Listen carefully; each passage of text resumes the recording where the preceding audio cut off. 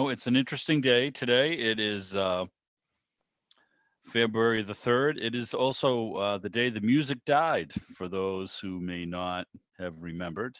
Oh, And Buddy Holly, Richie Valens, and the Big Bopper. So on beautiful broadcast radio down here, and there's been an interesting little twist put on the WMEX Oldies 1510 AM radio out of the South Shore down in the greater Boston area. So apparently, some of the folks who were DJing that station actually bought the station from a fellow named Ed Perry. And I don't know if anybody's met Ed. Ed owns a couple of stations down here.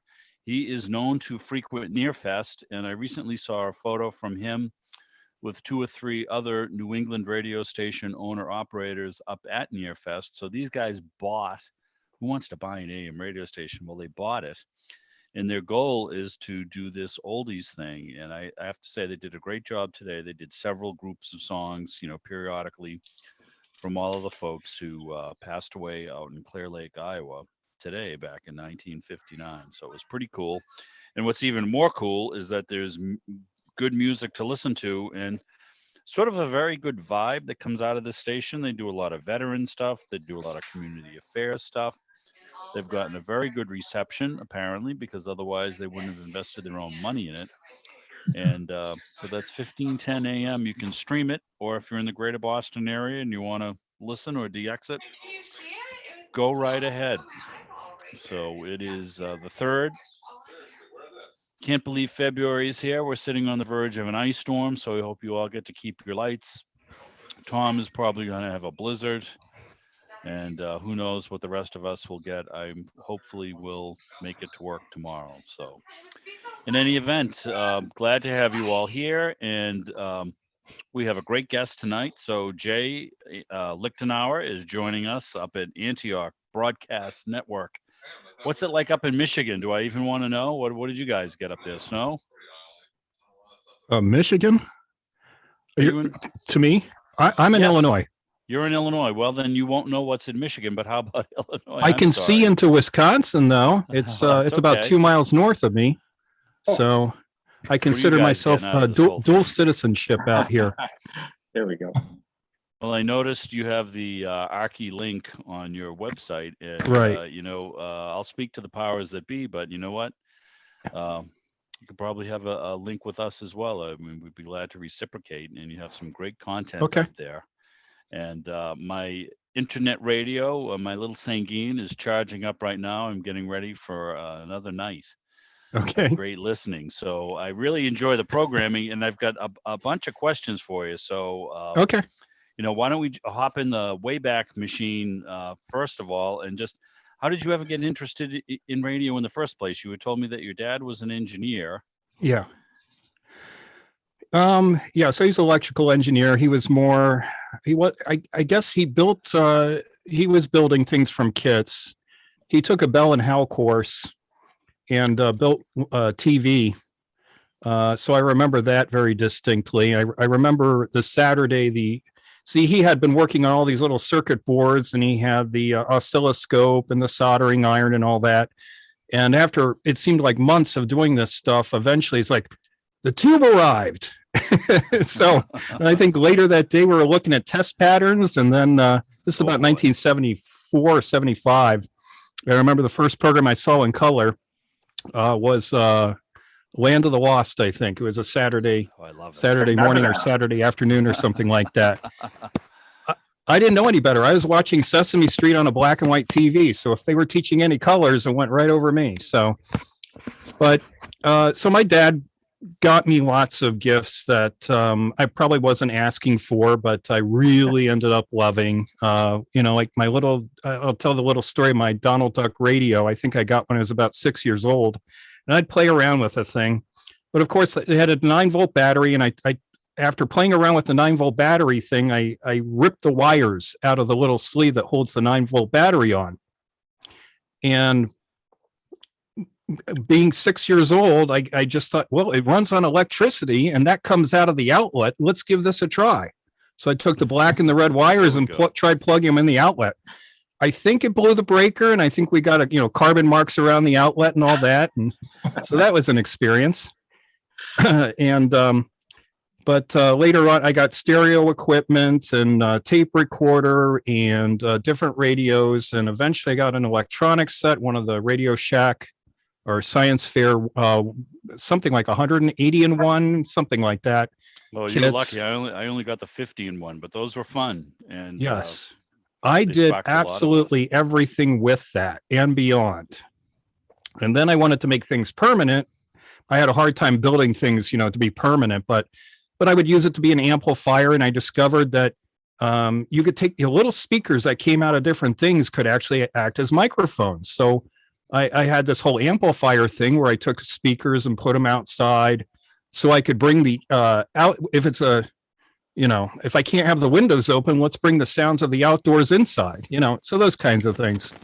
I think probably when I was 12 or 13, he got me a shortwave radio. I had no idea what it was, but this was just fascinating to me. So I would log things. I remember him pointing out where the hams are and how to listen to them and how to tune it for to be able to hear sideband. I remember it was probably about 1982 or so. I remember I actually tuned in on phone calls. They were cordless phones were just above the AM band. Oh, yes. Oh, yeah. So I will share. This is a very strange. So, here I am. I'm up in just outside of Boston, and I have this little Sony ICF. I can't remember the numbers on it, but I picked it up in one of the electronics stores downtown. So being a little more limber than I am now, I had run a nice copper antenna with a couple of egg insulators out to the tree and whatnot. So anyway, so one night I'm looking around, hey, what do I know? I'm trying to get the BBC or Deutsche Welle or Radio Netherlands, and I hear this smoking hot conversation, boyfriend, girlfriend, from the girl I knew from next door. And I'm going, oh my God, how am I getting involved in this? Well, quickly, of course, me being me, I tuned right away and went off to look for the BBC. But yes, those were the days when you could find, the wireless phones, would show up on some of the equipment. So kind of neat stuff. So, and of course, when you were getting interested in shortwave, there was still something to listen to. Yes, which is a little bit harder to find things. Very difficult now. These days, but I haven't spent too much time on the show. I DX probably more the AM band, and do occasionally bump into things on the. I had WJR, as a matter of fact, from on a little Sanguine pocket radio the other morning, as just sort of that sunset window there with the propagation. So. There was some fun stuff. So it sounds like you had a good foundation there. And then, so, you had this interest in radio. Have you kind of always kept it? I know your trade is you're a software engineer, if I'm not mistaken. Right. Yeah, software developer. Well, I mean, from, teenage years up until maybe my 20s, it was a little bit less, but I got into things like CB when I was 20, and I'd still have my shortwave and managed to find ways to make it work in the apartment. And my brother was into this stuff too. He was into the scanners, so I was getting scanners passed down from my Nana to him to me, and found ways to put it in the car, and found a neat way to integrate it in the dash. So just all kinds of radio stuff. He remains just a wizard with scanners. I let him program my scanners for me.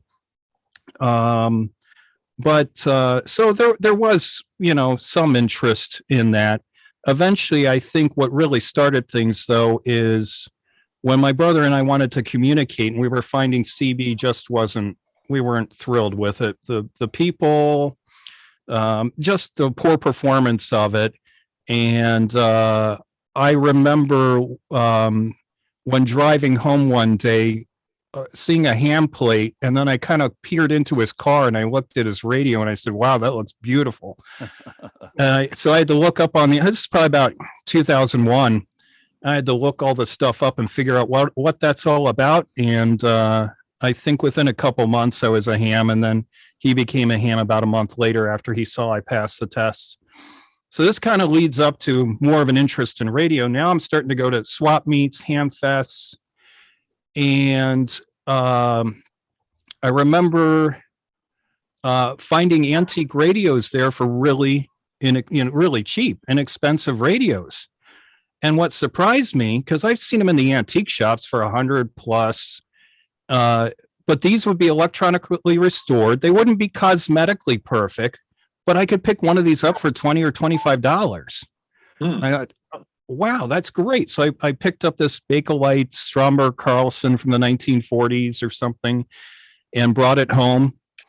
And I'm having fun with it. It works. It was owned by a ham. He had already, done a cap job on it. And I guess I wasn't that excited about the content of AM radio for that particular radio. I mean, I listen to AM radio all the time, but the content coming out of this antique radio was not correct for its vintage. So that's where I got the idea. And I had memories of being a kid because I would tune all over the place, FM, AM dial. I was listening to old time radio when I was 12 or 13. I was taping it on cassette tapes.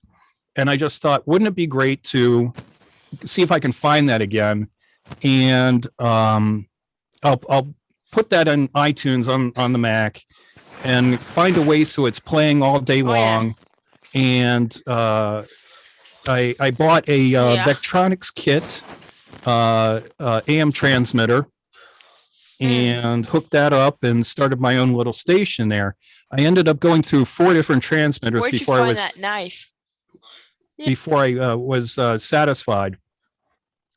So, I'm trying to think now. I just heard someone else in there for a second, so I don't know what that was. Sorry, I took it. I muted it. Oh, okay. All right. So, I guess also at the same time, MP3 streaming stations were pretty, well, I had known about them. I had been listening to them for a while. And then a piece of software called Nicecast came out, and it was only about $30 or $35. And I said, I got to try this out too. So I just started streaming out of the home at that point. And at that point, I had anywhere from 8 to 10 listeners available. That's all my bandwidth could supply. It just went on from there, where I just decided, instead of using someone else's calendar software to control iTunes, I'm going to write it myself. I was already a software developer. I've been developing since mid-90s. So I just kept working on that software and just improving it over the years. And then improving the audio content over the years as well. So there's a lot to it. You'll probably have to dig a little bit further with me to get to the details of what some of this stuff is. But I mean, I have 3,000 reels in the house now, and I've gone really deep on this. I've done a lot of work. I put many, many thousands of hours into this now. Well, Jay, so it's funny when you say, the content didn't quite fit your radio. So probably in a little, about the same time frame. So, I'm up here in Boston, and I've got this old Silvertone 6-tube set I got out of my great uncle's house. But, we got the thing going with the help of my father's friend, who was a radio tech, but also worked for the utility. Apparently he was a radio tech in the Navy. And so I think he replaced the electrolytics and charged me $2 for a tube. So I was surprised he charged me anything, because I thought, hey, I'm a 12-year-old kid. I don't get anything for free. No, you get nothing for free. So, but I could listen to, all kinds of baseball games, which I'm passionate about baseball. So I get Ernie Harwell up in Detroit, and I get the Baltimore games and the New York games, and I get Gene Shepard on WOR. And, so this was pretty cool stuff. And at the time, there was an affiliate down here in Boston who would do the old E.G. Marshall CBS radio mystery theaters, which I thought was really cool stuff. So, I mean, I would listen to that pretty religiously. And that was produced by Hyman Brown, who did the Inner Sanctum stuff. Right. And I'm like, well, this is just, wow, type of, and at that point, other than maybe cassettes or record albums, there wasn't really a lot of ways to connect with old time radio unless you had, somebody who was going to play it for you, somewhere in the broadcast world. So it was something I was always kind of fascinated with. And I remember I think it was I was reading in one of these old time radio books. There was an interview, and they talked with Stephen King, who writes, obviously all the horror stuff from Maine.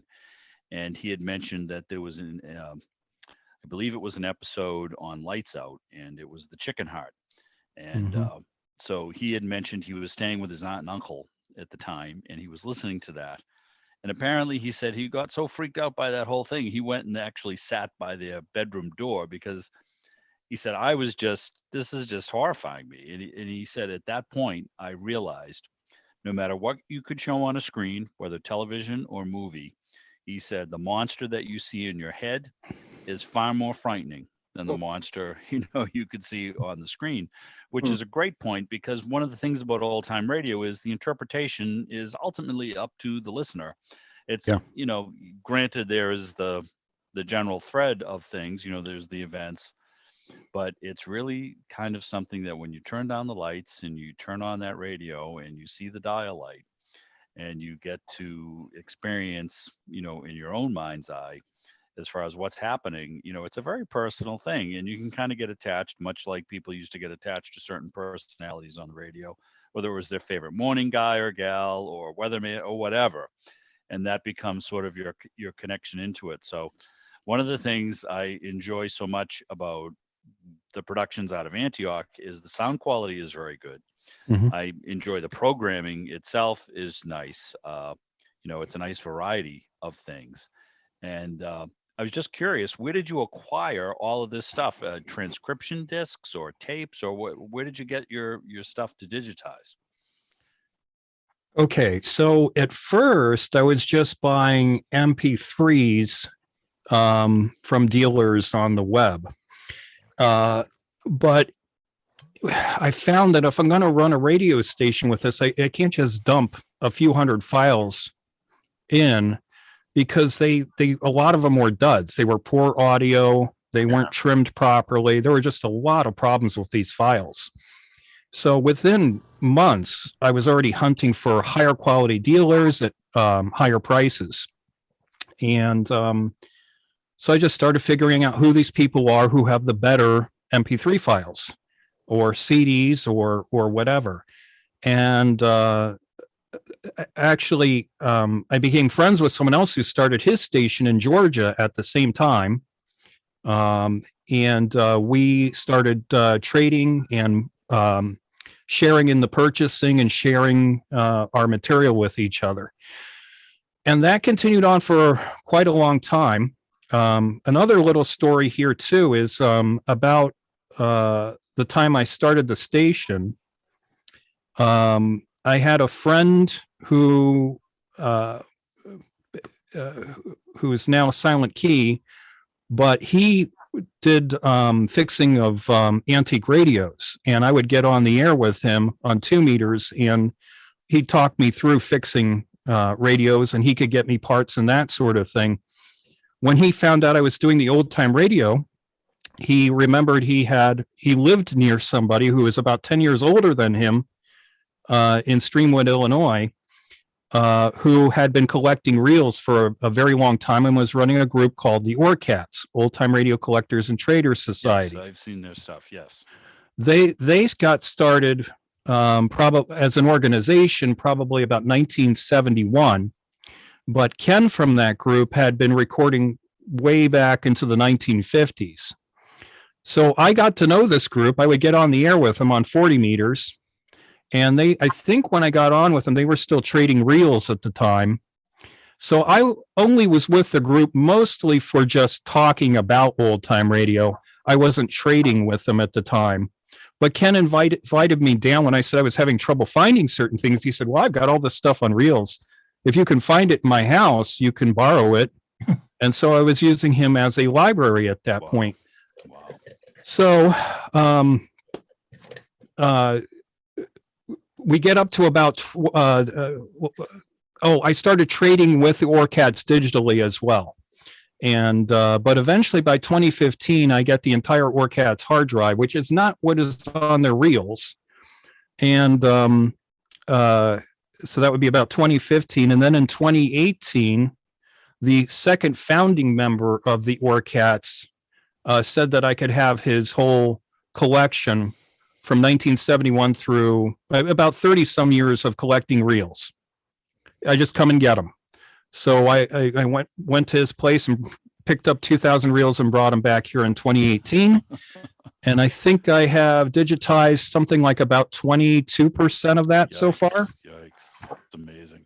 Once in a while, I'll hear these, you pick up on these little threads. So this was a while back and I don't quite remember where it came from, but I used to have a pal. He was a member of our club, Herb Pratt, who also ran a radio and TV repair shop in the Jamaica Plain neighborhood of Boston, probably since about 1946 up until the 2000s. He sold it and did well on the real estate side of things, but I think it was through a fellow who would work for him, and there was an ad. It was on one of these Craigslist posts, 2,000 transcription discs. And it was everything from, it was the ads, it was the shows, it was local programming. And it's like, what do I do with this stuff? I didn't have A, the money, B, the space, and I really didn't have the technology at the time to deal with this stuff. I hope it went to someone who could curate it, whether it was, a museum or, Mass Broadcasters Association, something like that. But, you'll see these, these ads occasionally, and then you kind of wonder, how did they really do some of this stuff? Certainly there were some live broadcasts. There were some broadcasts that were done on discs and then mailed to radio stations, apparently. Yeah. And so the whole concept is kind of interesting. The work that went into running, a radio station in say 1946, between the stuff that you had to play, the stuff that was local, the stuff that you would produce yourself, and all.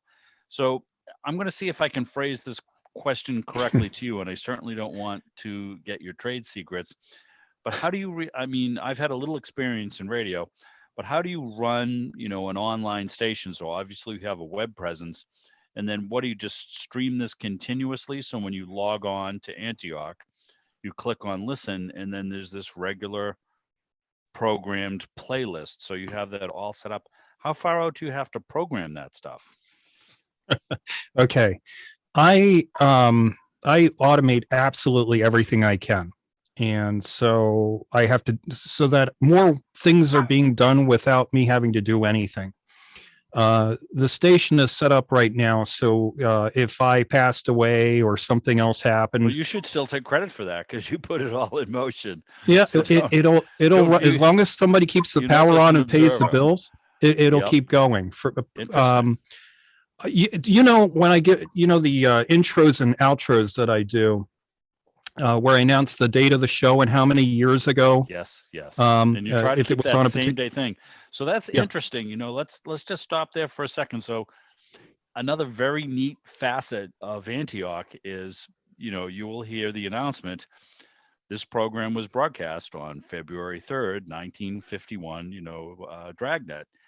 So it's to me, that is kind of, again, we're in this hobby. We're a little bit bent to begin with. So, but to me, that kind of is very cool in that, these are things, whether they're seasonal or non-seasonal, but they're from that day and, 68 years ago or however they need to be. So that's a very nice aspect of what you do. Yeah.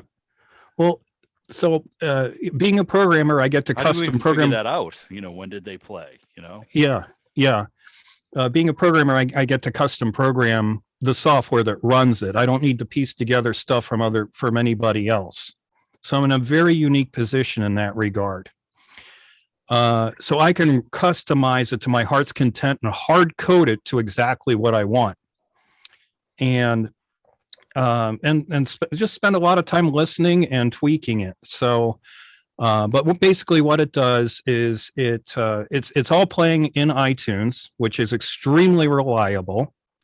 I have made my own players, but we don't need to for this. I have my own program that just controls iTunes. It looks at its database. It figures out what has been played recently. It figures out things by dates. Everything is in a date format, a 6-digit date format, and I actually have on the website exactly what the process is of what it exactly does. So there's a playlist built for either every hour or every half hour, and it puts things together along with the introductions, and those announcements of the actual shows are actually concatenated from several folders. Like there's a show folder, there's a month folder where I say the month, the day. Well, actually, I do the day of the week as well is in there, even though that's not shown on the website. I'll say it's Tuesday, February 3rd, 1948, or whatever. And then I'll say how many years ago it is today. So all of these are individual files that are all concatenated together into one file, and splicing them together so it sounds as natural as I could possibly make it. And so I had some interesting techniques sitting here saying these to actually get them to all flow. And I've had to tweak it over the years. So when I said it can run indefinitely, as far as all the intros go, eventually, I have only recorded, I think, up to 100 years ago. And so some shows are broadcast, I may broadcast from 1932.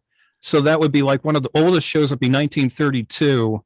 That means I've run out of that part of the intro that I need to start working on again after after that 100 years thing. So I've got about another 10 years worth of it running perfectly. And you've only got 20% of what you have in your storage. They're digitized, which is amazing. It's just, and funny. I mean, old time radio is much like, it's an interesting phenomenon, media, and I would say this. So, generally speaking, because I look at my son who's 20, and if it hasn't happened in the last 5 years, it never happened at all. And he doesn't really, he has to recognize it because I have it all over the house. Certain old whether it's rotary phones or radio, or I listen to old time radio shows. So there are some people who don't really view anything through a lens that's more than 10 years old. It never happened. So they think today's media, whether it's Twitter or TikTok or television, well, that's what we have now. And obviously we're the most advanced apex of civilization. So that's the best there ever was. Well, you know what? If you listen to old time radio, what do we have? We have quiz shows. Mm-hmm. We have detective programs. We have talk shows. It's the same thing that's on Netflix today, except, obviously, when radio gravitated and was transformed into television, Jack Benny being a good example of that. It's the same stuff. It's the same mindset. So there are programs that are more forgettable than others. There are programs that are more fluffy, but there was just really some very extremely well produced, well thought out, whether it was, stuff based on, you look at the Sherlock Holmes stuff based on Arthur Conan Doyle, or you look at Lights Out, some of the writing by Arch Obler is, it stands the test of time. It still scare the hell out of you in a dark room. There was one in particular that I've listened to that was an Obler. I believe it was a Halloween production, and it's the Poltergeist. And you know what? If you have a beer and you sit in a dark room and you listen to that, you're going to get a little squeamish. So it's fascinating to me how, we have these generations that just are totally oblivious to what was, happening in the last 50, 60 years of media, but yet it's much the same that's going on now. And, some of the people involved, especially, you look at Orson Welles with whether it was War of the Worlds, and the Columbia Radio Theater, Mercury Radio Theater that he did, or it could have been that he did the Shadow episodes that he did, and then there was another one, I Love The believe it was Shadow. the Black Museum that he Mhm. had done, which was the history of these different crimes committed in Britain. Yep. And you listen to Orson Welles in 1938. He's about 20, 21 years. He's an absolute genius. We think of him as sort of this congenial, funny fat guy who used to appear on the Johnny Carson program. Well, yes, that's true, but I have a version of him doing the Bram Stoker Dracula that still makes my hair crawl around Halloween. It was just an extremely interesting interpretation, and it's a combination of the voice, the sound. So I'd ask you, Jay, that out of all of this stuff that you put on the air, do you have a favorite genre? Do you have a favorite program? Could you give me your top five, or what do you like the most? Or do you like it all? I mean, you might just like everything. Yeah, I used to have a favorite show and genre, but the more I listen, the more I just tend to appreciate everything at some point. Yeah. No, I think I like the science fiction starting out because the X-1 I thought was very Yes. very imaginative. I thought extremely creative and remarkable. Now, But didn't Ray Bradbury write some of that stuff? a little bit, He yes. wrote a little bit of radio, from what I understand, before he went into being a Yeah. a Yeah, novel some of writer. it. Yeah. I wouldn't say he's the best writer of that stuff there, but he's a great writer. But there were some others that I thought were really, really fascinating at that time. I think Ray Bradbury is originally from just east of me here in Waukegan. Interesting. Very There's a lot interesting. of that old radio that wouldn't make the air today because it was too not politically correct. I was thinking like Amos and Andy and a few of the others. I Oh. grew up listening to that stuff when I was a kid. Yeah. In the 40s and the 50s, I grew up listening to all those programs, but today they wouldn't make it. Yeah, that is the Amos and Andy is probably one of the only ones I don't play, and that would be one of the reasons because I don't feel like taking any flack for it. Yeah, I don't blame you. And but I did have people going after me for Life of Luigi, so and I don't Which is a pretty understand hard, that. which is yeah. I mean, you can and you can't. Yes. And I think this is what we run into. And again, this is we're trying to be congenial and cordial and radio and fun, but I think as you mentioned, the listener who might just log on to your site might have an issue with that. But I mean, this is what it was, and this is sort of history, and this is how things were done then. And it's not anybody's opinion as to what things really should be or are now, or that we didn't have some faults, etc.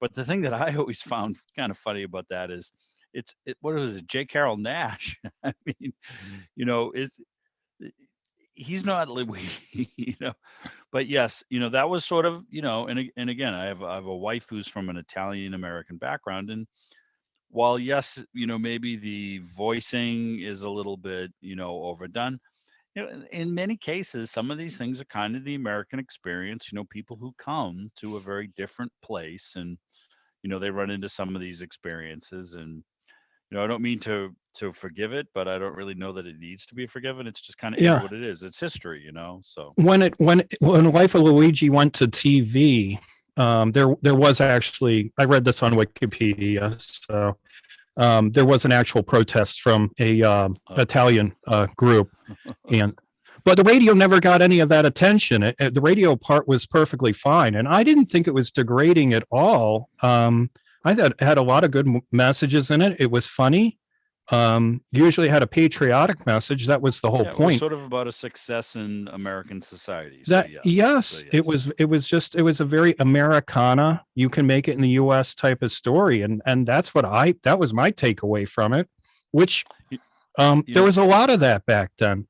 Yep. So before I'm not sure where I saw this little reminder, but on some site before I came over here tonight to do the Zoom, I saw something that really made me think. So I think, and again, you forgive me here with my math because I'm terrible, but so from 1918 to 1970 is the same amount of years from 1970 to 2022. So you have to kind of think of things in that perspective, as far as, radio in general, and just the media in general, in the way we view things. And it's interesting though, because while some people might have an issue with Life with Luigi, then I once read something about Jack Benny, and he would take his whole touring company on the road, when he would visit certain cities. So Benny showed up in New York City, and obviously he has his band, he has Rochester, he has the whole gang, right? They're renting rooms in a hotel, and there was an issue with having Eddie Anderson, I believe is his name, Rochester, check into the hotel. We really can't have that type of thing, sir. So, they kept hassling Benny about this. So Benny goes down to the front desk, and he has everybody in his entourage, which I don't know, 50, 75 people lined up behind him. We're not interested in staying here if my star in my show cannot stay. Mhm. And they walk out. Mhm. So yet, while we see things that we might say are a little bit troubling, yet the flip side of that is there were some of these folks in media who were really breaking ground in getting people involved and putting Oh, them yeah. into the mainstream. And he was certainly one of them. So is Yes. is there a certain show you like? I mean, is there a series you're more fond of than I mean? Granted, Yeah. I mean, I guess you would probably like everything that you play, because otherwise you wouldn't. But Mostly, actually, there are a few things I don't like. give me a couple. I have to think of what they are, but it's rare. I'll tell you what I some of really mine went are. after the. I mean, I have some favorites. So I mean, I'm a big fan of Nick Carter.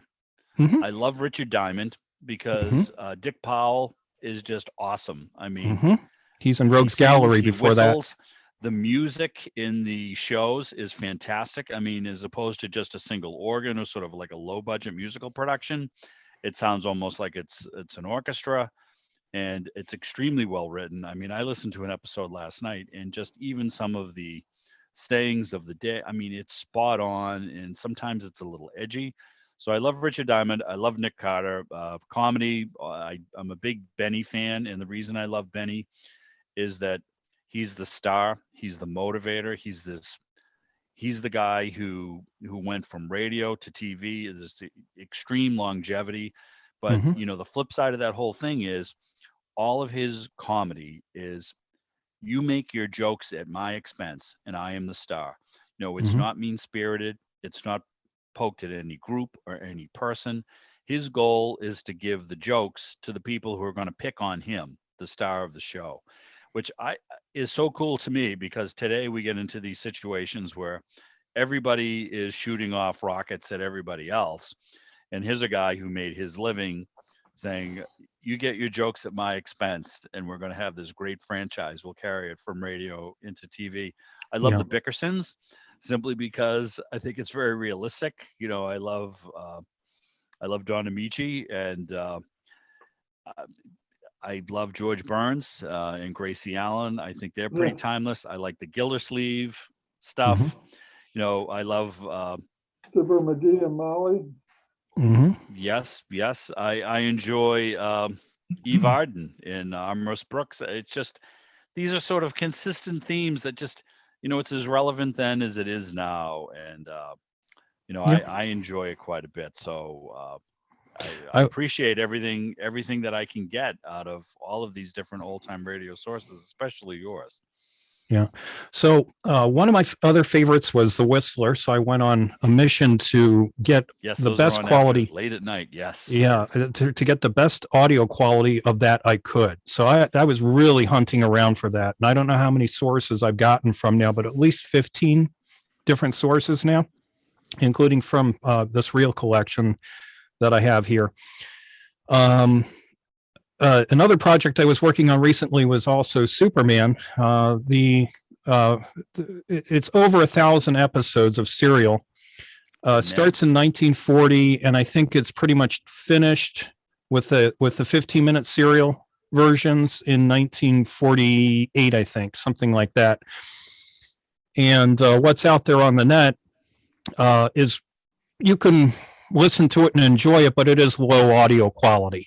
And I had about 46 reels here or so of that, which I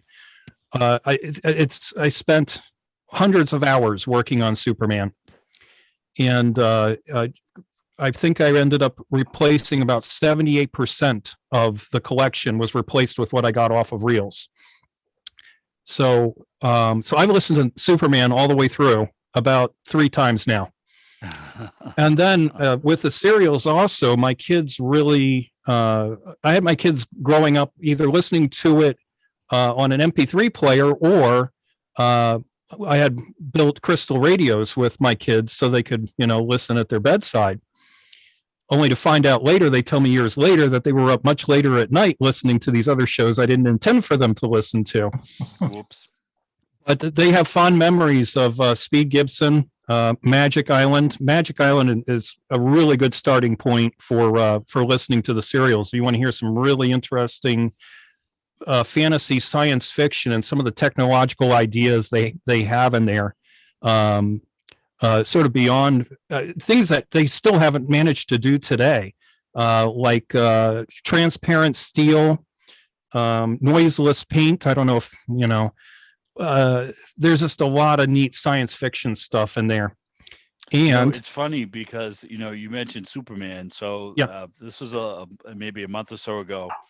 I don't know why, because I have an extremely obnoxious cat, so it probably resonated with me a little bit more. But there was a series of the section of the Superman series where there was a fellow who apparently, and again, a lot of this stuff, especially if it was done during World War II, is very relevant to what's going on, during the day. So obviously Superman is fighting for the Allies. So there was an instance where there was a guy who apparently had was running, sort of a fascist newspaper that had been shut down by Lois Lane in the Daily Planet. And it was also interesting to me that it wasn't Perry White. There was another fellow who was the publisher of the Planet at the time. But yes. So the concept was that they were importing these watches and having them adjusted so that there was a radio device in the watch that would lead Lois Lane to believe that a cat that they had dropped off at the door talking was cat. speaking to her. Yes, the yes, talking yes. cat. So Yeah. I mean, it sounds absolutely insane, but I'm listening to this. I'm saying, you were, yes, I was, radios and watches trying to program people. Yes, this is. yeah, I love it. I was playing in December, I think. Yes. And obviously it's kind of like we're into spy radio and all aspects of radio. Yep. So that's all I'm thinking of is radio programmed watches. Yes. Yeah. But the sound quality was great. And, despite the fact that the average age of that audience might have been targeted a little younger, here I am, I'm enjoying it. I'm sure somebody's parents in those days probably would sit along and listen to it just as much, especially with that very contemporary edge to it as far as how it related to what the current affairs of the time were. Yes. Yeah. A lot of the juvenile serials did have adult listeners. And, the advertising isn't really leaning towards that, but it definitely happened. So, yes. Are you seeing a couple of the comments here in the chat here? Jay, do you ever run into copyright or other ownership issues? Is all this material in the public domain? Seems difficult to differentiate original versus recorded off the air, but would that make a difference? What is the process you use for transcribing the tapes? Audacity or something for processing? All right. Well, as for we'll open it up to some more questions, but if you want to address that, that's great. Okay. Well, I'll right start. Back. I'll have to look in the chat myself here, see if I can see some of the same things. As for the copyright part, I actually, other people were doing it, so I just went ahead and started doing the same thing I saw other stations doing, so I wasn't worried about that. But then I did get challenged on that by Sound Exchange, which takes care of the copyright. It's a clearinghouse for the royalties for recordings. But I took this to a media lawyer, and he basically told me that there were no copyrights on the actual audio recordings themselves. I think there might have been copyrights on scripts. I don't know the whole deal with it. All I know is I can play it unless I'm challenged by an entity. And so for something like The Shadow, there is an entity that owns The Shadow, and if I play it, they will legally threaten me. There were a couple more shows like that I can't play. But for the most part, really the thinking from especially places like NBC were they were so far looking forward to TV at the time that they really just were ready just completely just leave radio drama and discard the whole thing and forget it. They have no financial interest in it at all. They were so focused on TV that these things they never really, it got traded, it got played, and no action's been taken about it for decades. So that's sort of the answer, the basic answer to the copyright from a non-lawyer. What process do I use for transcribing tapes? Okay, so there is a tape deck back there. The tapes are typically, they can be 1,200 foot or 1,800 foot 1/4-inch tape. So most of the stuff that I have here from the group that was collecting was recording at 3 3/4 speed. And so at that speed, you can fit 12 30-minute episodes per reel on there. So what I'll do is it's a stereo deck. This deck is completely refurbished, expertly refurbished. And I just play it out in stereo to the Mac. I record it directly to disk, and then they're all recorded lossless. So every single reel that I record is a lossless file. So I can actually, if I've taken a picture of what's on that reel and I have a perfect digital recording of that, I back that up. I can throw the reels away. And honestly, that is what I am doing with some of these reels. Right. So if I've got a perfect copy and a backup, especially an offsite backup, I can go away and go ahead and just start throwing them away. So that's the basics of it. I bring it into software. I mean, there's a lot of process to cutting the episodes, doing the noise reduction, hum reduction, hiss reduction, maybe click and crackle removal, getting the pitch right, because sometimes the speed isn't quite correct, but I came up with a neat way to actually make sure it's correct. I'm thinking back, Ken had a friend who was a musician, and he could actually listen to the notes and know when they are on key with the music or not. Well, that's too difficult for me to do. So one of the things I found out is if there's a little tick in the record that goes around once every revolution, I know that when they recorded these things, they were probably dead on nuts, 33 1/3 RPM. And if I just measure the distance between that click and that record rotating around, it should measure out to be exactly 1.8 seconds. So whatever it is off by, I figure out the percentage on a calculator, and then I stretch it or shrink it in time to make it absolutely perfect.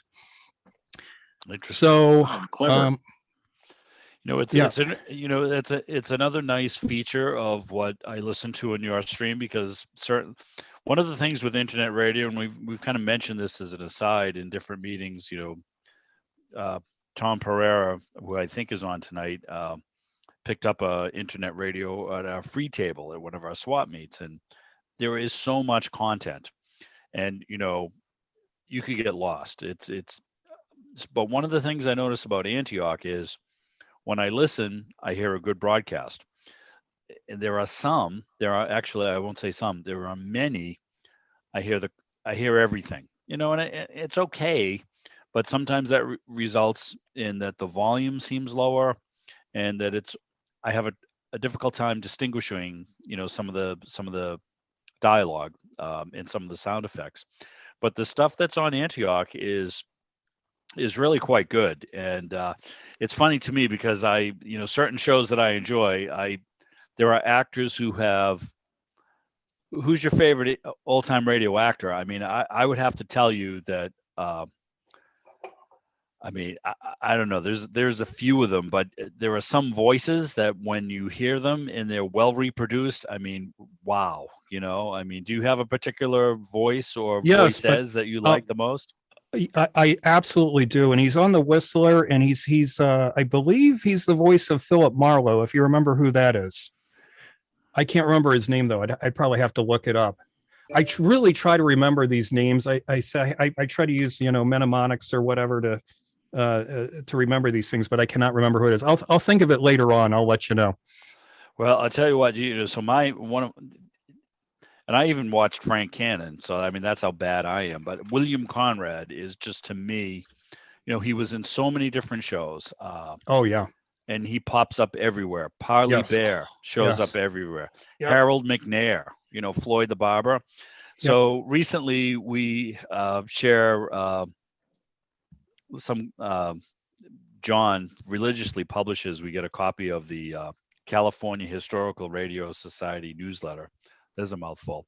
And they had a Christmas production because they were actually fortunate enough to have like a studio in their building. And they did this version of Home for Christmas, which is a Raymond Burr. So Fort Laramie, and just Burr has just, Perry Mason was great, but you know what? Burr on the radio, that voice was just priceless. Mm-hmm. And, he plays this ex-convict released. He comes to kill the policeman and his family. It's an extremely dark Christmas show. And Harold McNair is in, So you see these people, how amazingly flexible they were, because their goal as a working radio actor is to stay working. And they could go from sort of a jovial comedy guy to a very dark, devious guy or gal, So I just, because I've always been fascinated with voice and word and the impact that has on people.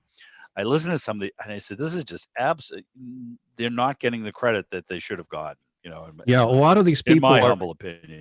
Yeah, a lot of these people get used. You keep hearing, if you ever get to hear the credits, not every show gives credits, but when you do, you keep hearing the same names over and over again. Yes. And they're all over the place. And okay, so the favorite Prolific, actor, I think, is the word. The favorite actor, Gerald Moore. Does that sound familiar to you? Yes. He's got a real, really deep voice, a really smooth style, and he just has a way of just kind of, I don't know, very good. Betty Lou Gerson plays lots and lots of parts, and she just has a very distinctive style of speaking. She's more of a very proper, uppity at times, a sophisticated woman. So those would be two of my. Lorraine Tuttle, Charlotte Manson come to mind. Or the Lone Ranger. Yeah. And there were two actors, right, for the Lone Ranger. The one, and I should know this. Beamer, Bruce Beamer, Brace Beamer. Brace Beamer. Yep. And I don't remember which one. I'm sorry, I don't have these facts. This is not my forte, is knowing all the. But one of them died in a car accident. We used to have, so if we go back to, I'm listening in my room to my 6-tone Silvertone that I got charged more than I ever thought I would as a 12-year-old to listen to. So there's a fellow up here, and if you're in the greater Boston area, so, some of the guys up here, this might click with. So there was a fellow who used to be on the radio. His name was Larry Glick, and he did this midnight to 5 broadcast overnight on WBZ, 1030. 50,000 watts. He covered everything. It was a fun show. He would talk to real everyday people. He would occasionally have guests on who were interested. He made it work, and he had a beautiful voice. His producer was a guy named Ken Meyer, and Ken is a character, and he's still with us today. He's probably in his 70s. I interviewed Kenny once, and not only did he produce the show, Kenny is legally blind. So he is in a situation where, to him, voice and sound is far more significant than it is to the average individual. So Kenny had a show, and this was about the same time as the CBS Radio Mystery Theater was a fairly popular program. He used to do old-time radio. So he'd come on for an hour and a half, and he'd play 2 or 3 shows. And he also did a program down at one of the local community colleges here.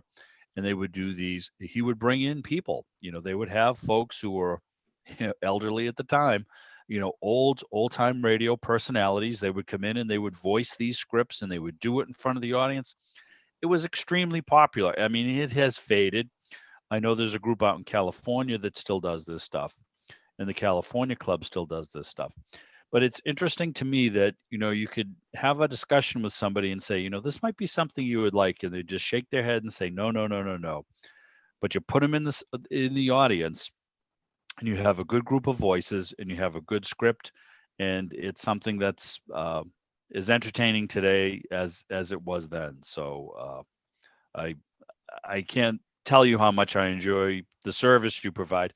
Do you have any idea how many people now? I always ask this because we used to have people. I had a small program up here on a local station, but I said, how many people hit the stream? Do you have any idea how many people who actually listen to Antioch? Yes, and I don't know how you get to see it because I think you said you had an internet radio, but from the website, I actually show the total number of people listening at any given moment. It's also that way in the phone app. So the low points are in the 200s, and the high points are at night, and they have tended to be lately in the 600s over in the overnights. Now, I see you have a link on your Antioch website with the Antique Radio Club of Illinois. How did that kind of come about? Are you a member, or did they approach you, or did you approach I should have been a member, but I'm not. It was sort of, well, one of the reasons for that is because I actually had an antique radio gallery on the same site at one point. And I was sharing that with a couple other people. I was hosting for other people. My friend that helped me learn how to fix these radios had about 150 radios himself at his house, and he had certain ones he just wanted to show. He had others that he had fixed and had sold, and then he had others that were fixed and were for sale. So he had this whole gallery up there. He was an ARCI member, and so it was sort of put up there for that, and I never removed it. So, well, I love going to the ARCI meets. You find these, everybody is in this hobby for different reasons. There are some people who, once they fix a radio, are no longer interested in it. They're very technically interested in the set, the electronics. And then you have folks who like the architecture of the radios. They might like the design, the Art Deco, the how this represents different periods of industrial design. And, you have other people who are into the whole package. Mm-hmm. They like radio, they like the history, they like the programming. Mm-hmm. Have you ever thought, there's a station up in New York, WNYC, and they have some fantastic archived stuff. They have these Elmer Davis recordings, and he was from the Office of War Information. So some of this stuff is a little propagandistic, but, a lot of it is pretty accurate. So he does these things that he'd be like, this is the history of January 1943 in the Pacific, and he would give you an account of what was going on. Obviously, he was probably, being fed this information by, the Secretary of War at the time. Mm-hmm. But have you ever thought of like branching out into different things other than the programs that would have been commercially presented or in news and that type of thing, or more just the programs themselves? I have a small collection of history, and but it's not something I've really gone after. And the groups that I have worked with don't collect it very much, so it really has to do with I don't have a whole lot of access to it, so I don't even know like what's available. Yeah. But yeah, at one point I was thinking, gee, if I can get more of this, I could actually do the daily news. If you think about it, Yeah. Well, sometimes you'll see these things, you see them in old newspapers and whatnot. Yeah. You see the sort of the breadth of what was available to somebody on radio. There was the local morning show, it was the news, it was the weather, it was your local information. Then they kind of cut over to the network stuff, and there were music programs, and then you get into the syndicated program. It is really, it's very much kind of mirrors like a modern day TV guide type of stuff. And I have a funny little story about these things. A lot of these were not recorded. There was actually some sort of news service, and I don't remember what it was, but this news service played every morning at 6:30. There was a station in West Virginia that it did not want to play that at 6:30. It wanted to do it at 7. And it had something to do with the programming about milking cows at a particular time of day that the listeners to the station got the station to say, can you find a way to delay this news program until a half hour later? That's because we're milking the cows, or something about what the cows wanted to hear. I don't know what it was. And because it was delayed, it was the only recording of this news program was left in West Virginia. Funny. It's funny that you mentioned West Virginia. Now this, I can remember this vividly because, I don't know why. I mean, I do. So I was recently married. I remember exactly where I was living, and I would wake up in the morning with radio. And if, I would wake up too early, which I still do sometimes. I'm not quite sure why, because I always feel tired. But I think it was WVA or Wheeling, West WVVA, Virginia. 1170. And they would actually blow a coal mining whistle at around like 4:30 in the morning. Time to get up and head to the mines. Yeah. Now, this is about 1990. This is not ancient history. Wow. And I'm like, wow, so I mean, you see sort of this, very locally service oriented radio. And then you say, unfortunately today things are just so homogenized and syndicated. It's a little bit depressing. So, but I mean, and that's great that some of this stuff still exists. And I'm sure there were, maybe locally produced discs of some of this stuff. I mean, it would be great to have, access to it to hear some of the stuff.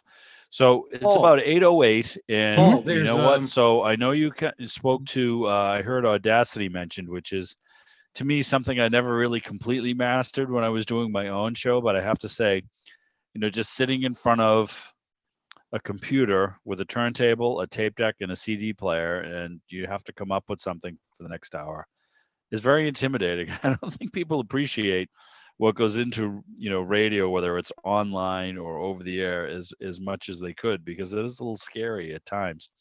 Let's if you don't mind, Jay, we could kind of throw things open to the group and see if anybody had any questions for Jay, whether it's the operation of an online old-time radio station, or whether you'd like to share some of your own memories about OTR or your favorite show. Let's see who has something for Jay. Brad Noah. here. Noah, you're on. Yes, John. Yes, are we all still muted? No, No, I no, can we hear heard you you fine. fine. You're All right, perfect. good. You were talking before about news and things like that. Both my mother and my grandmother, as I've said before, worked for Columbia Records in Bridgeport, Connecticut. And they used to have these, I don't know how well this is going to show up, but there's the 1 cent postage. Yeah. And it's recordings for the blind, and it's periodicals, and there's these records that are on 16 2/3 7-inch discs, and it's called the News of the Week in Review from the New York Times, and it's somebody who's basically reading the newspaper or reading news feeds or something onto these records, and the labels have the little braille bumps on the label so that the people can read what they are. But so this one is like Sunday, November 6th, 1960. And so I've got a whole bunch of these that just, came from my mother and my grandmother. But as far as like what Paul was talking about before of like, going beyond it's not theater of the mind, a radio program, a radio show, but it's actually news from the headlines of the day that, there's sources. There's probably a bunch of these floating around somewhere if part of that was of interest, to try to get that into a library someplace. Yep. Well, is your program arranged so that if I go up on the computer, I can see the programs that you have available and play a particular one, or is it you just broadcast a format? Yeah. No, it's just like a radio station. If you go to the website, you can see when different subgenres will play, like comedy show, comedy family, westerns, spy story, science fiction, mystery and thriller. All those different subgenres come on at different times of the day. And usually they're repeated 2 or 3 times during the day for different time zones or when people are awake or whatever. So It's more like a there- stream, I think, Bill, than a podcast, or you can go into like the archives if that's your Yeah. question. and there are some reasons why I'm not doing what making these all, for anybody to download and play however they like. There are collections out there, but because I have done my own work and I have also in many cases bought from, well, mostly it's all the stuff I have bought from dealers with the idea that I would not be redistributing them around. Now, the whole dealer thing where people pay for this stuff is a little bit drying up, but still for the extremely high quality stuff out there, they are not going in the public domain and they do cost money still. So that's one of the main reasons. Hey, Jay, maybe I could just ask you, I'm sorry if I could just quickly, because I meant to bring this up a little earlier. Now, you provide content to broadcast over the air, terrestrial stations as well. How many of them approach you and ask if they could broadcast your stuff? I don't know how many. I don't require people to tell me what they're doing. And people who have told me that they're doing it, I don't know that they're doing it anymore. But there are still people doing it. And I guess my idea there was for people who just have even a household transmitter or a kit that they built, or if they're doing a community thing, or in some cases, I will be the audio on a local I forget what you call it, a local information channel on a cable system. Yes. I'll be the background like for the that. Community service. Yes. Yeah. Yes, I understand. Yeah. So I'm on that. I know I'm on a sub channel on one of the NPR radio stations. Interesting. But my idea was just for people to do what I'm doing. And so I actually did write software. It's a little bit old and doesn't work perfectly. It works a teeny bit better on the Mac than on Windows, but it does work on both, where it will actually tune to the station and then it will listen for a 50 hertz tone isolated by silence on both sides. And that tone will signal for your station to ID itself.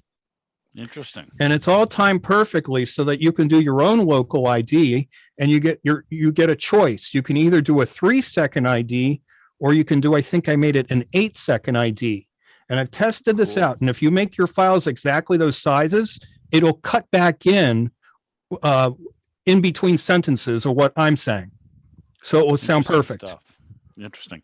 It's funny because there is a enterprise and his name is Calamari Radio 360, which he's out of Chicago. Yes. And, the guy who cleans up his stuff is great. The quality of the broadcast is super. However, I don't want to listen to Stump the Host and, top 10 songs from I know all this stuff. There's a portion of that program that, I understand he's trying to stay relevant and he's looking to get distribution through broadcast networks. And that's great. And I do like some of the programs he plays. However, I prefer the real sort of pure distilled moonshine that I can get from Antioch. All right. So, which is really just the radio, and I certainly enjoy the ads. I'm running out to buy a carton of Chesterfields in the glittering holiday gift box for those my friends and family. But you keep a very sort of a pure product, which is very nice. So that's appreciated. Yeah. Well, so if I could come up with a way to actually make my voice sound like their microphones make them sound, that would complete it for me. And I've looked for and I've seen them, but they just tend to be too expensive. And I still don't even know if this would work. I don't know how they get that sound. I haven't done a whole lot of work on it, but I want to find one of those pill, RCA, I don't know what they're called, 76 something or other microphones. Well, we could probably help you with that. Yeah. And see if I could get, if that's what it takes to get that sound or whatever, but then I'd have to re-record everything I did with that mic. Yes. So, that's funny that you say that. There's a fellow up in, I believe, Milwaukee, and he has one of the nation's greatest collections of microphones. That's his thing. And hoping he's still with us. I can't recall the gentleman's name, but he was referred to me once as a possible interview. And I phoned him, and it's funny because he's a radio guy, and all I got was these monosyllabic answers. So I hear you have a really great collection of microphones. What would you like to talk to an audience about? Well, they're interesting, So I'm like, okay, this isn't going Mhm. anywhere. So sometimes you'll find people in the hobby who do not, transmit as well as others. Yeah. But I understand what you're saying, and you make a good point though, because when I walked into a small brokered AM radio station in Cambridge and met with the GM, who's a friend of mine, and it was very helpful to me because I do not know all the details of programming and Audacity. I'm lucky I could put a program out. He liked my concept, which was kind of like an old time radio music plus interviews in the hobby type of a theme. He he was a character, but the equipment, even in sort of an older Beasley broadcasting station, I sounded a heck of a lot better. And my God, did the music when it was coming out of these speakers that were in the studio sound much better. And then even on AM, with a 28,000 watt signal, I'm like, whoa, this is way better than I sound at home on my PC or, on a headset. And, it was fun stuff. So, someday maybe we'll just go out and buy WLS or something. I don't know. We'll just, and you can be my all-time radio guy. And I'll be Yeah, the morning drive time WBBM. windbag. Yeah, WBBM, which is one of the original stations, and a lot of the air check recordings I have, you'll hear these old stations ID, in the recordings I have still. By the way, when you were talking about news, some of these news reports, sometimes in 1960, after suspense, I've had these long news reports that are kept in there for a good 3 or 4 minutes. So it's quite remarkable. I love that stuff. And the interesting thing, to me at least, even if you look at like old time radio ads for receiver sets, the text in the advertisements, I mean, it's relatively, it's not like sounds better than anything else. Some of them get into some of these very technical details. I think there's a sophistication of the audience that, again, get back to my point a little earlier, people of today's age think everybody was a rube back in 1951. And, some things are pitched, from a more technical point of view. And, there are people who appreciate some of whether it's a technical, modification of the radio. People are a little more savvy than we think. Yeah, I think of when I think of sophistication like that, I think the quiz kids blow me away. And even though I really don't, I'm not into the same world as the people with information, please, they still fascinate me because once in a while they'll hit something I kind of know something about as well. But I don't know. Have you listened to those shows with quiz kids and what they're asked to? I have. So it's incredible. Oddly enough, there was a fellow who played. This guy is a very unique person. So he played baseball for the Red Sox. He played for the Washington Senators. His name was Mo Berg. He was a linguist. He went to Princeton. He was first generation Russian American Jew, and he went to the Sorbonne to study language.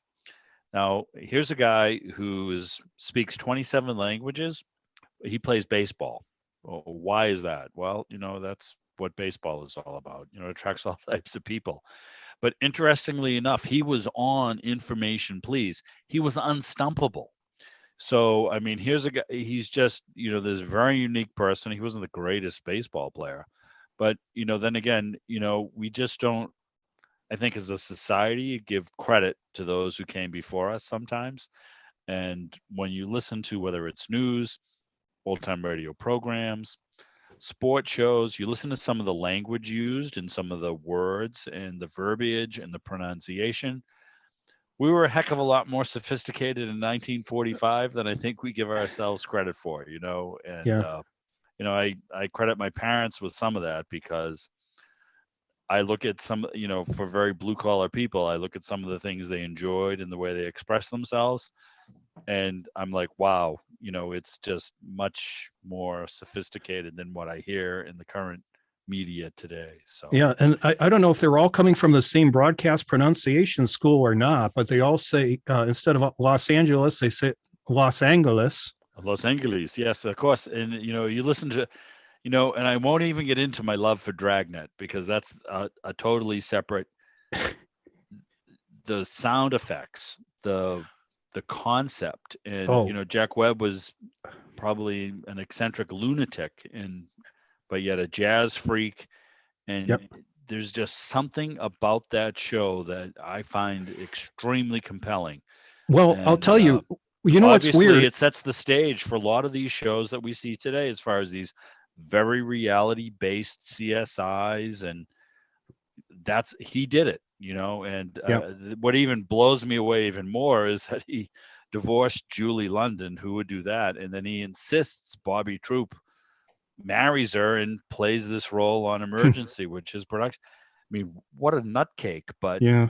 genius, and again, this kind of comes back to that whole what are we talking about? These Mercury Theater with Orson Welles, yeah. Yes. Which becomes Campbell Theater later. Yes. There's some interesting observations just about Dragnet. One thing I observed is a lot of times they'll bring up details that if the detail were to come up in a Nick Carter episode, you would know it's going to be important later in the story. In Dragnet, they'll have these asides that they're just asides. That's all they are, just to show that the police officers are human like us. Yes. It has no relationship to anything else that happens in the Romero episode. had a cheeseburger with bacon, and that's all that it meant. It's just part of the entertainment. It has nothing to do with anything. Yes. Other interesting things about it is when you get really high quality Dragnet, you can actually listen to the tape edits. I hear I'll be right back. when they actually do the edits with it, I think they do the speech and then they do the music later, or they mix them together, but I can actually hear the tape machine whir up because the hiss level, it goes whoosh. And another thing I thought was very strange too is I think in one of the episodes, Webb is a very fast speaker, as everybody knows, and he's he's speaking to this woman, interrogating this woman. And the way the edit went, she must not have been there in person because it was loosely edited. He's going after her with fast questions, and it takes her like 2 seconds for every single answer. And you think, why the 2 second gap between Jack Webb going da-da-da-da and then her answer?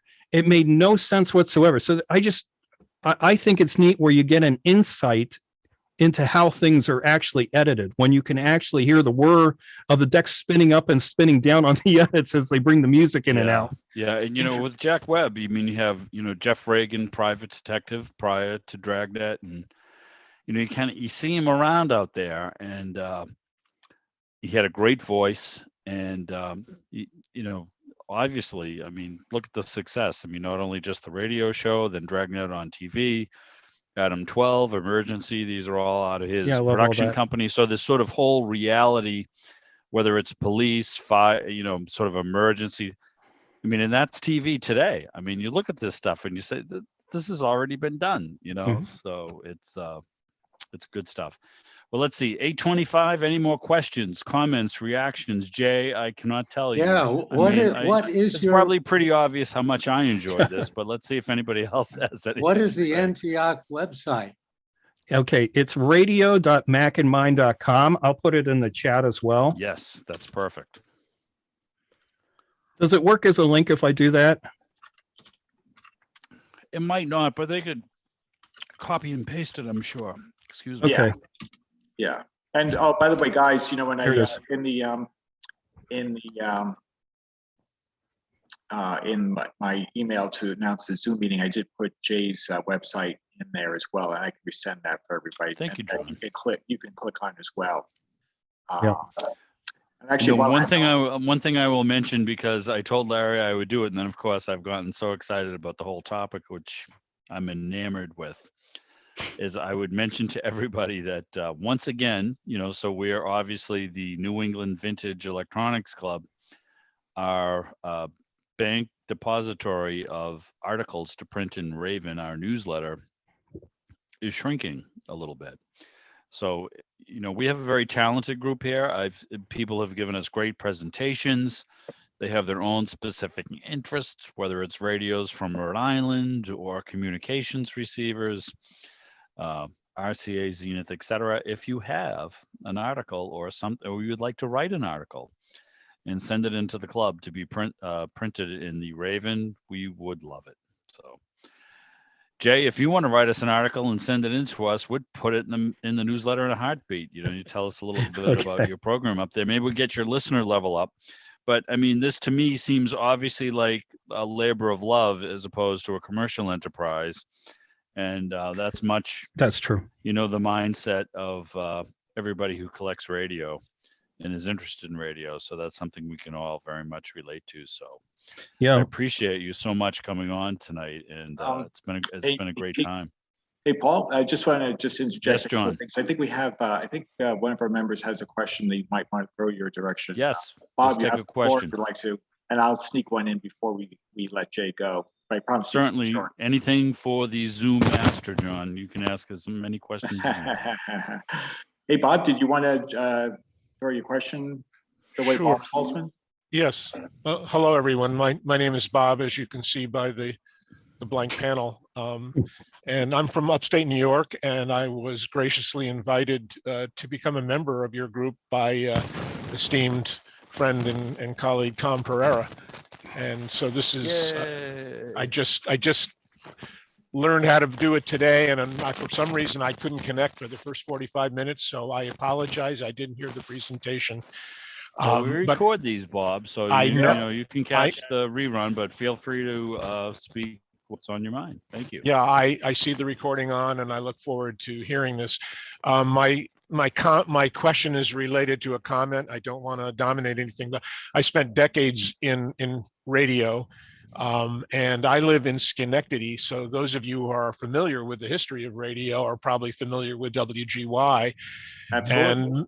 And making a presumption that Jay's website and his passion leads to understanding that history, you probably are aware that, at least from the information that's currently available, the very, very first radio play that was ever broadcast in 1922 was on WGY, which is about a mile from my home. And I've had a close association with them. So I work with my alma mater, which is also a few miles away, Union College in Schenectady. And I produced actually this is sort of bizarre, a live radio play 2 years ago, just before COVID. So it was a radio play in which the actors were in a room and the audience was in the room with them. So we took out the RF and bits and bytes, but it was very successful. So in the context, that radio station at Union College was the very first radio station in the country. WRUC actually predated KDKA. So we've been trying to reconstruct this history. And in that history, the radio play on WGY was adapted, it was adapted from a Eugene Walters play, stage play called The Wolf.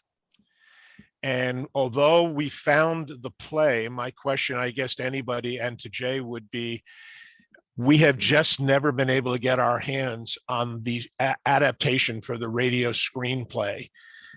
Screenplay is obviously a misnomer, the radio adaptation to his original stage play. So if you ever come across that, we would love, as a matter of celebrating the history, to reproduce that radio play. We're currently negotiating to actually reproduce another play online and so forth, but this connection to radio, and I was a DJ and an engineer, so that's how it all got started. So thank you for your time, everybody. Well, Bob, I will tell you, if you need somebody who can give you a variety of voices, you track me down if you ever want to reproduce it. Yeah, we have a fairly large group of what we call the U-Call players, which is good for you. A takeoff on the WGY radio players of 1920. So, but I thanks so for you know what I would mention to you though too, if you're interested, and I haven't spent a lot of time on their site lately, But the California Historical Radio Society, in addition to obviously preserving, the electronical heritage that we try to promote, they do different programs and all. And if you ever want to check out what they have out there, log on to their site. But if you want to see, they have a lot of people out there who are historians who are very interested in radio programming. Drop them an email and see if anybody might have a link or a connection to what you're looking for. Thank They may you. be Thanks. able to help you. They have a Thanks lot for of the good stuff. reference. Yeah. Yeah, they're Yeah. very active, and they do a great job as a radio club, not only preserving the electronic heritage, but they also have this relationship with the Bay Area Radio Museum Hall of Fame. They have a lot of radio people who are interested in they cross-pollinate very well. So they may be able to give you a lift with something like that. Who knows? You never know. Brings back my Anyway. days of actually producing on our college radio station episodes of The Phantom. Who knows what it What takes evil to run lurks in an the- old-time radio station? Jay Lichtenauer knows. Hey, Bill, did you have something you wanted to ask? Whoop, you're muted, Bill. Bill, yep, you got to Bill's take your muted. mute off. There you go. Before anybody else jumps in, hello?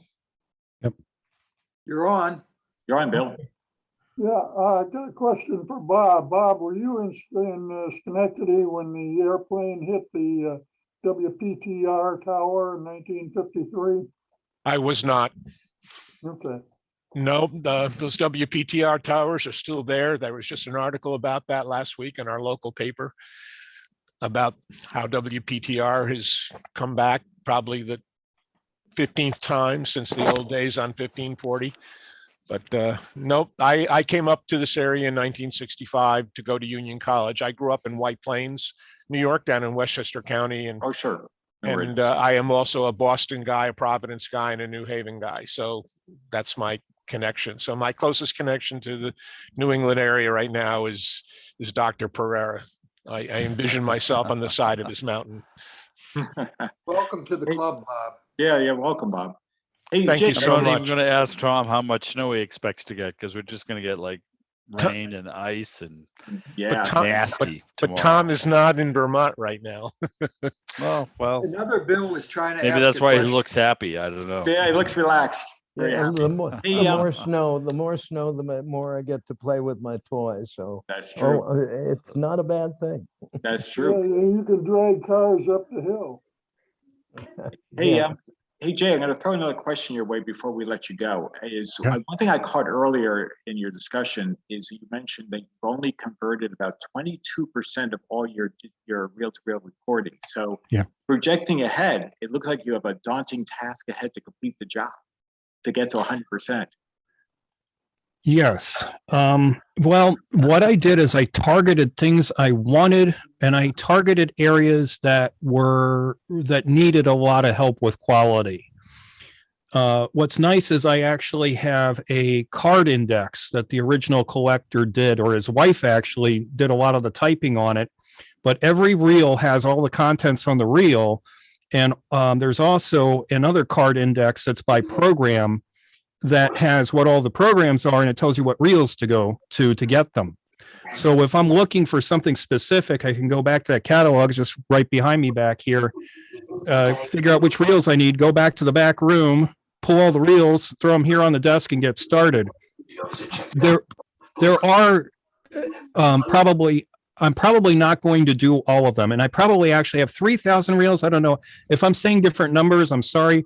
One guy's collection is 2,000, but I also got 1,000 from another guy, which is only 1/10 of his collection, because there's a sad story about the rest of his collection. But that guy, I think Paul had brought up Carl Amari before. There are connections. I'm near Chicago here. Carl Amari started Radio Spirits, and he used Ken's reels as part of the seed of his starting that business. I have 10% of those reels here.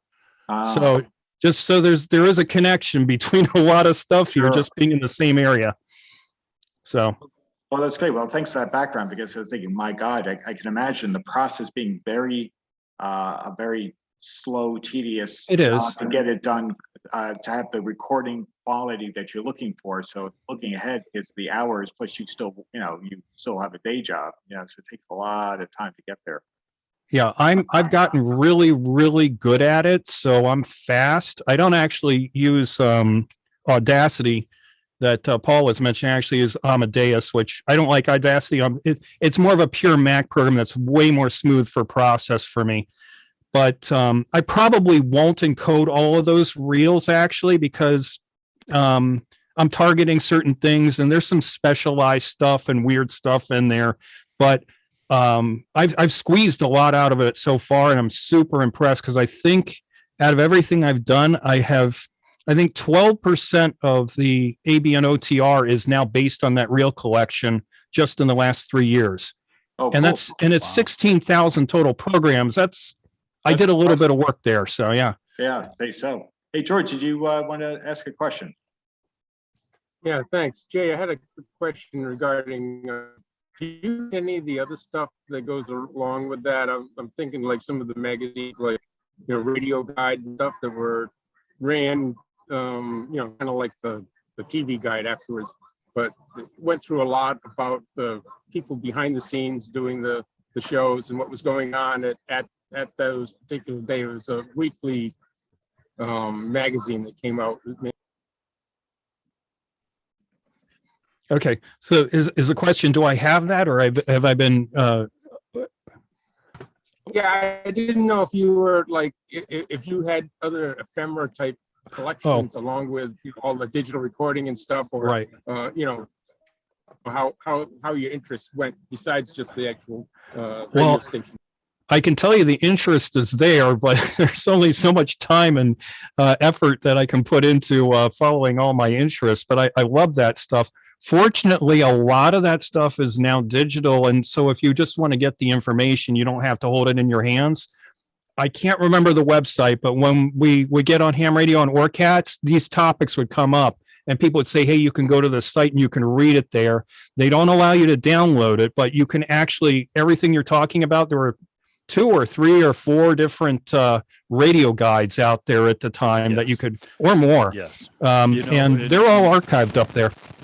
It's George, to answer, I think what George is kind of driving at is that in many cases, some of these, especially these big 50,000 watt flamethrower stations, in a world where there was no stray RF, there was no TV, and people DX'd, that was part of their fun in their life. Many of these radio stations would publicize, so-and-so had a baby, John Smith got married, he's a daytime. Some of the publications they would send you, like these little radio magazines, it was a very personal connection to the person at the station. And again, obviously, I think that was done with the idea that the more connected somebody is, the more likely they'll hear the ads, the more, et cetera, et cetera. But yes, there's this whole, pile of information that in some cases people see at radio shows or like at our swap meets that we have, where people are selling, whether it's the WLW or WLS or, WBZ, some of these publications that the radio stations put out to kind of help promote themselves, back in the day. So, hey, Jay, so before we finish up here, because we're running late and I could probably talk to you till about 10 o'clock tonight, but you have is that a GE up on your file cabinet up in the back there? Do you have a favorite radio that you have a brand, or do you still like to stream stuff? I see a Hallicrafters down in the lower left corner there, stuck under one, so that's a real common one radio down there. geek stuff, because we could pick anything out of a picture, Yep, so. that's Edison's up there on the wall there. That's I read all these a lot of these tech biographies. I've just read a ton. I love the history of this stuff. I have across the room from me, you can't see, I have a Grundig console. Very good. Good German name. Deserves a good German radio. And upstairs in the living room, I have a 1932 RCA console. I did the full recap on that one. I think that's a 12 tuber with an audio transformer and everything. So that thing is heavy, perfect piece of furniture. So I don't know. It's very hard to pick what my favorite is of. Oh, I'll give you one. I don't have it, but I almost had it. And it was I believe it was a Philco remote control radio from, I think, 39 or something, that actually had mechanical parts in it so it could be remote controlled. My friend Dan, who had the 150 radios, had that radio. He was going to give it to me. He has since passed away, and his wife I was not in on any of that. But in any case, I went and found the remote control for it. And it's a dial. Yeah, like the mystery dial. You got it. Yeah. Yeah, we actually got that thing communicating. That was amazing. I don't have it though, but that was a real fascinating one. Well, if you ever want one, maybe we Those can help you radios kinda actually hook up had with two it. radios in there, one for the Right. mystery dial and one for the actual. Pretty amazing thing. But of course, the other thing is now you have to be careful because they transmitted down at the frequency where some of the aircraft finding information is being. So you got to be careful if you live near. Yep. Well, let's see. 8:42, Jay. I cannot tell you how much I personally have enjoyed this. I think the group has as well. Great deal of fun. We really And appreciate it. Yeah, I hope we thanks get a some lot, more Jay. listeners out of this. We have a group of about 400 members up here in the New England Vintage Electronics Club. Okay. We usually get about 20, 25 for the Zooms, Well- but we will get the word out. If you would ever like to write a little bit about your Yeah. station and send it to me, I will get it in our newsletter and we'll get it out in front of everybody's nose and try to get you some more listenership because your efforts warrant it. And it's part of the history of radio, which is what we're all about. So I really can't, say enough. Yeah. One, thank you. And two, we'll keep in touch. Thank you very Okay, much, that Jay. sounds good. Going to the original mission of what I'm doing, I'd like to provide audio content you can actually send to your antique radios there, and so maybe I can describe the technical of that maybe a little bit Yes, with please that. do. So, okay, well, very good. Thank you for having me. It was a pleasure. Oh, it's great. Jay, I Very much, Jay. appreciate it, and I'll be tuning in a little after I clean up and get ready to toddle off to bed. I listen to Antioch. Thank you. All right, Thank you so very much. much. We all right. Good appreciate it. night. Good night, Thank you. everybody. Now. Good Good night, night, Thank everybody. you. Bye-bye.